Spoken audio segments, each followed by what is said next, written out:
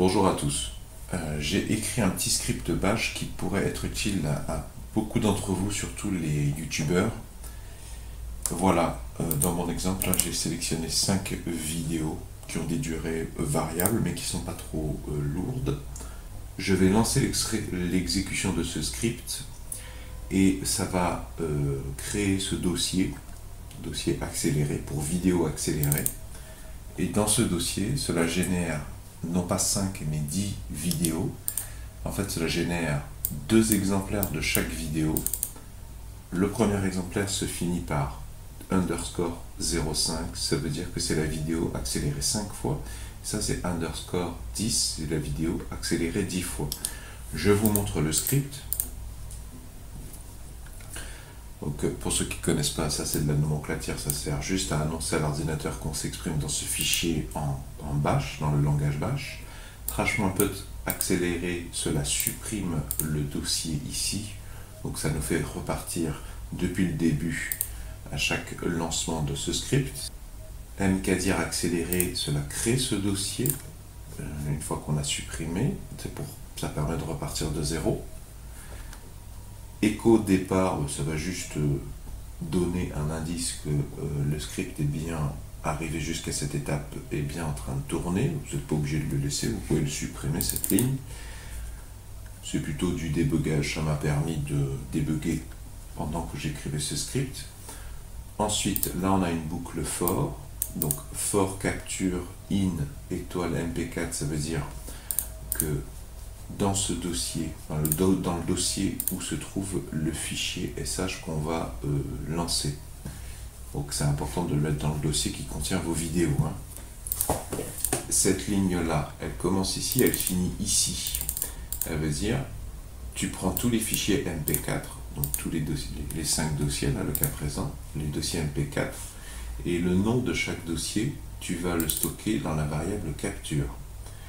Et d'où c'est la continuité, ça veut dire que pour chaque boucle, tu vas faire toutes les instructions qui sont entre do et done.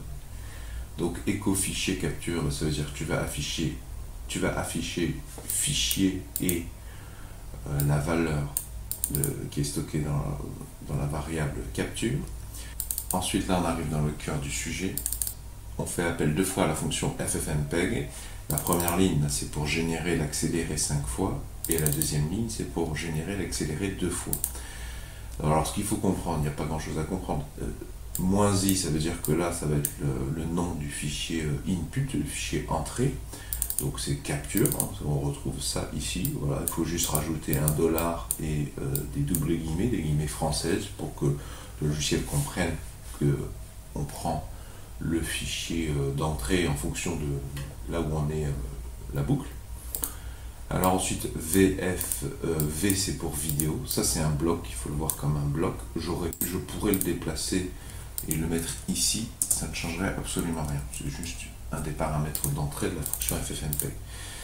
On veut dire, là on règle la vidéo, la vitesse de la vidéo, donc 0,2 ça veut dire accélérer 5 fois. Si je veux accélérer 2 fois, je mettrai 0,5 par exemple. Si je veux accélérer 10 fois, je mets 0,1. Et ça ne fait que la vidéo. Il faut s'occuper de l'audio également, qui ne fonctionne pas avec le même réglage. C'est un peu particulier, on se retrouve à faire des bricolages un peu bizarres. Si vous avez des meilleures façons de procéder, je vous invite à vous manifester dans les commentaires, ça m'intéresse beaucoup. Et vous êtes obligé d'après faire -AF, A c'est audio. Donc là, cette commande, comme je vous disais, je pourrais la mettre ailleurs, je pourrais la mettre ici, je pense. C'est un paramètre d'entrée. Là, c'est la partie où j'accélère le son. Donc il faut accélérer le son si on veut avoir le son de la vidéo accélérée. Après, si ça ne vous dérange pas d'avoir juste accéléré la vidéo mais pas le son, peut-être ça ne vous dérangera pas, mais du coup, vous aurez un fichier qui, si le fichier d'origine fait 10 minutes et que vous vouliez le contracter en 2 minutes, si vous ne faites que accélérer 5 fois, vous aurez vous aurez un fichier qui dure 10 minutes, mais dans lequel il y a 2 minutes de vidéo, et ensuite l'image est figée, et vous avez les 8 minutes restantes de son normal. Donc pour accélérer le son, on ne fait pas appel à ce réglage, à 7 PTS, on fait appel à Atempo. Alors c'est un peu bizarre, un peu particulier, mais Atempo ne peut prendre des valeurs qu'entre 0,5 et 2, ce qui oblige à faire des bricolages en fait. Donc il faut multiplier, il faut voir ça comme une multiplication en fait. Le fait que j'ai mis une virgule Atempo de 0, alors que j'avais déjà écrit une première fois, en fait l'ordinateur va multiplier ces chiffres là. 2 fois 2 fois 1,25, ce qui fait bien 5. 2 fois 2, 4 fois 1,25, ça fait bien 5. Il faut se bricoler ce genre de truc un peu ubuesque, parce que Atempo, il se trouve, ne peut prendre qu'une valeur entre 0,5 et 2. Donc on est obligé de bricoler comme ça. Et ensuite, donc, ça veut dire, et ben, le fichier généré, tu le mets dans le dossier accéléré qui a été créé juste avant. Et comme nom, ben, tu lui donnes, alors ça, c'est, vous n'oubliez pas, ça veut simplement dire, ben, tu prends le nom du fichier d'origine et tu lui rajoutes 0,5 MP4 à la fin. Donc c'est de manière à prendre exactement le nom du dossier, mais juste rajouter 0,5 ici ou 0,10 pour qu'on soit bien sûr de quel fichier on parle, pour ne pas perdre le fil. Et donc la commande qui suit, ben, c'est exactement la même chose, sauf que là ben, j'ai mis 0,1 pour accélérer 10 fois, parce que 10 fois 0, 1 égale 1. Et alors là j'ai dû bricoler pareil, j'ai dû bricoler pour que les multiplications des Atempo fassent 10. Alors je ne suis pas vraiment arrivé, parce qu'en fait si vous faites 2 fois 2 fois 2, ça fait 2 fois 2, 4 fois 2, 8. Si vous voulez que ça fasse 10, il faudrait le multiplier par 1,666666 à l'infini. Donc j'ai préféré arrondir légèrement supérieur. Donc j'ai un son qui est légèrement plus accéléré que 10 fois. Je préfère qu'il y ait un peu trop de vidéos. Je préfère que la vidéo dure un chouïa, un micro. Ça doit être de l'ordre du dixième de seconde. Que je préfère que la vidéo dure une microseconde de plus que l'audio, de manière à avoir un fichier résultat qui bug pas, une vidéo en sortie qui bug pas, que je peux ouvrir avec mon lecteur de vidéo. Donc je vais vous montrer, après on relancera le script que vous puissiez voir. Donc je vous montre le résultat. Là on a une vidéo qui fait 19 secondes.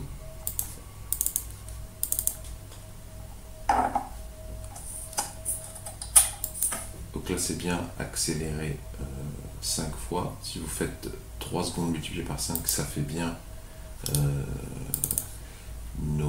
ça fait pas 19, ça fait 15, mais c'est parce que dans le dernier paquet de secondes restant, il n'y a pas 5 secondes. Donc ça fait pas tout à fait. Le fichier de sortie ne doit pas faire tout à fait 3 secondes, il doit faire 3 secondes 3, 3 secondes 4, 3 secondes 5. Donc il finit bien par 0,5. Ici, il finit par 10, donc c'est le fichier accéléré 10 fois. Donc là, la vidéo ne devrait durer qu'une seconde 9. Voilà. Donc ça, c'était un exemple de vidéo relativement... délibérément, j'ai pris un exemple de vidéo courte, pour être sûr qu'il marche même sur des extraits courts. Là, on a une vidéo un peu plus grosse qui fait 42 secondes. Donc voilà les deux résultats, accéléré 5 fois, accéléré 10 fois. Donc là ça marche bien, notre code marche bien sur une vidéo. Là c'est intéressant parce qu'elle est au mode portrait, alors que le reste des vidéos est au format paysage. Et elle fait bien 8 secondes, 8 x 5, 40, donc c'est ça, on est bien dans les bons accélérés. Et là 4 secondes, 4 x 10, on est bon, c'est bien accéléré 10 fois.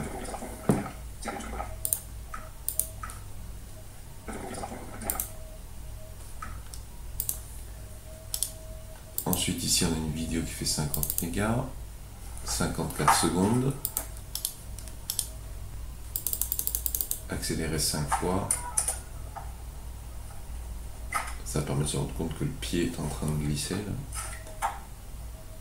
Voilà, elle dure 10 secondes, et donc l'accéléré 10 fois doit durer 5 secondes. Voilà, c'est bien ça, sur 5 secondes. Ensuite, on a cette vidéo qui dure 54 secondes. Bon, je ne vais pas m'éterniser parce que c'est le même principe. Et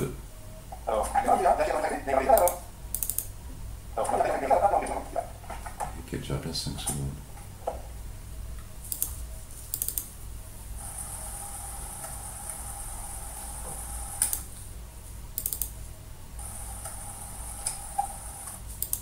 Voilà, donc vous avez vu le résultat. On a fait une boucle sur 5 fichiers, c'est pas mal. En plus, ils avaient certaines particularités, ce qui a permis un peu de vérifier la robustesse du code, un peu. Donc maintenant, je vais vous montrer son exécution. Donc je ne touche pas au script. Je vous le mets dans la description sous la vidéo. Je vous mettrai des sources qui m'ont été également cruciales pour établir ce code. Ça vous permettra d'aller chercher les détails, à personnaliser si ce que moi je vous propose n'est pas vraiment exactement ce que vous cherchez à faire. Donc en fait, vous vous rendez dans le répertoire. Moi, je vais me créer une routine de manière à ce que chaque fois que je me crée un sujet de vidéo, j'ai déjà créé un script qui, en fait, à chaque sujet de vidéo, me crée tous ces fichiers par défaut. Il me crée ce dossier rush, dans lequel il me crée 3 dossiers photo, son, vidéo, dans lequel je mets mes rushs, enfin, mes rushs photo, mes rushs son, mes rushs vidéo. Et donc là, je vais maintenant le personnaliser de manière à ce qu'il me crée, enfin qu'il copie aussi ce fichier accélération.sh que vous pouvez télécharger gratuitement dans la description sous la vidéo. Je mettrai un lien Google Drive, je pense. Donc je vous montre son exécution. J'ai fait clic droit pour ouvrir un terminal. Et donc je fais bash accélération.sh et je vais appuyer sur Enter. Alors soyez attentifs, normalement vous devriez voir disparaître le dossier accéléré. Alors, avant de le lancer, il est 9h27. J'ai une dernière chose que j'ai oublié de vous dire. J'ai rajouté cette commande parce que ça me fait une alerte sonore. Parce que classiquement, pendant que j'attends l'exécution d'un script, je m'écoute des podcasts ou je m'écoute une série en ligne de fond dans mes écouteurs Bluetooth. J'ai plus qu'à attendre, à bricoler dans ma maison en attendant d'entendre cette alarme. Donc il est 9h28. Vous voyez que les fichiers ont été supprimés. Il a repris tout depuis le début. Ce premier fichier, il est en train de le convertir en vitesse 5 fois, d'accélérer 5 fois.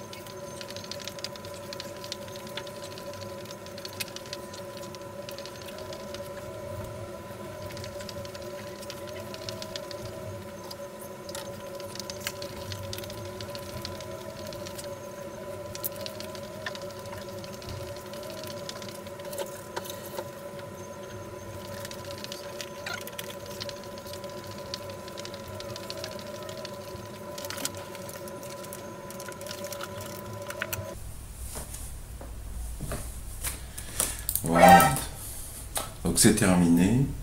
Donc vous avez vu tout à l'heure, je crois, de mémoire, on était à 28, là on est à 42, donc 14 minutes pour faire ce travail sur 188 mégaoctets.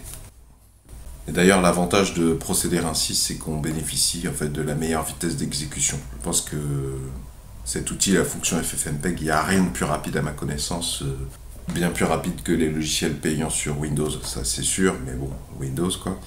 Peut-être même plus rapide que ce qu'on pourra trouver sur Mac. C'est peut-être possible d'accélérer encore plus la vitesse d'exécution. Peut-être qu'il y a une option, un paramètre d'entrée de la fonction FFmpeg que j'ignore qui permet d'établir une priorité dans l'exécution du script, d'allouer plus de ressources du processeur à cette tâche. Je ne sais pas, c'est peut-être possible. Si vous savez, exprimez-vous dans les commentaires ou mon mail est dans la section à propos.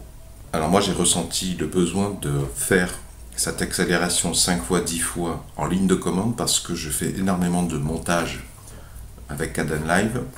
Je tourne pas mal et je fais du bricolage. Et quand je fais du bricolage, des fois j'ai besoin d'accélérer C'est assez fréquent, j'ai besoin d'accélérer des moments pour que la personne, le public puisse me voir ce que je fais, mais pas chaque seconde, quoi, pour pouvoir accélérer la tâche, ce qu'on appelle les timelapse en anglais. Mais sur Kdenlive, j'ai eu beaucoup d'erreurs, de bugs, beaucoup de plantages avec l'effet vitesse. Et donc je me suis dit, j'ai ressenti le besoin d'accélérer en amont les fichiers par le script bash, comme ça j'ai un beaucoup plus grand contrôle. Et puis en plus maintenant je peux importer le fichier d'origine plus le fichier accéléré 5 ou 10 fois sur ma ligne de montage Kdenlive dans mon projet de montage. Et en fait Kdenlive, ça le soulage énormément parce que quand il doit accélérer 10 fois une vidéo et montrer le résultat en mode aperçu, il saccade énormément en plus de ces bugs. Bon, alors c'est peut-être parce que je suis pas à jour dans ma version de Kdenlive, mais je trouve que c'est bien plus rapide de travailler comme ça devrait me faire gagner énormément de temps. Mine de rien, ce genre de routine qu'on vient de voir permet de gagner énormément de temps dans le milieu professionnel ou dans le milieu artistique. D'ailleurs, ça m'intéresserait de savoir si vous en êtes venu à vous intéresser à ce sujet, effectivement, parce que vous aussi, vous aviez besoin de faire des timelapses de manière récurrente, voire même vous aussi, vous travaillez sur Kdenlive et vous trouvez que l'accélération sur Kdenlive, elle n'est pas gérée extrêmement bien. Voilà, j'espère que ce partage de solutions pourra vous être utile. Ce code est complètement gratuit puisque c'est du langage bash. Si vous appréciez ma démarche de partage de solutions, pouvez-vous mettre un pouce vers le haut s'il vous plaît, pouvez-vous mettre un j'aime. Si vous aimez collecter les solutions aux problèmes de la vie de tous les jours, je vous invite à vous abonner à la présente chaîne YouTube. Vont s'afficher à cet effet à l'écran un rond et un rectangle. Le rond, vous cliquez dessus, ça vous abonne gratuitement à la présente chaîne YouTube. Et le rectangle, si vous cliquez dessus, ça vous emmènera vers tous mes épisodes de la même veine dans lequel je propose un genre des routines bash, voire même des robots un peu plus élaborés pour des tâches un peu plus complexes qui permettent, mine de rien, de gagner énormément de temps dans sa vie de salarié, voire même peut-être même de quitter le salariat pour devenir indépendant, parce que quand vous arrivez à déléguer un maximum de tâches répétitives, routinières à votre ordinateur, vous devenez capable de faire, vous avez plus de temps pour vous occuper des choses plus subtiles. Et donc, quelque part, vous avez plus de moyens, plus de facilité à devenir, par exemple, auto-entrepreneur.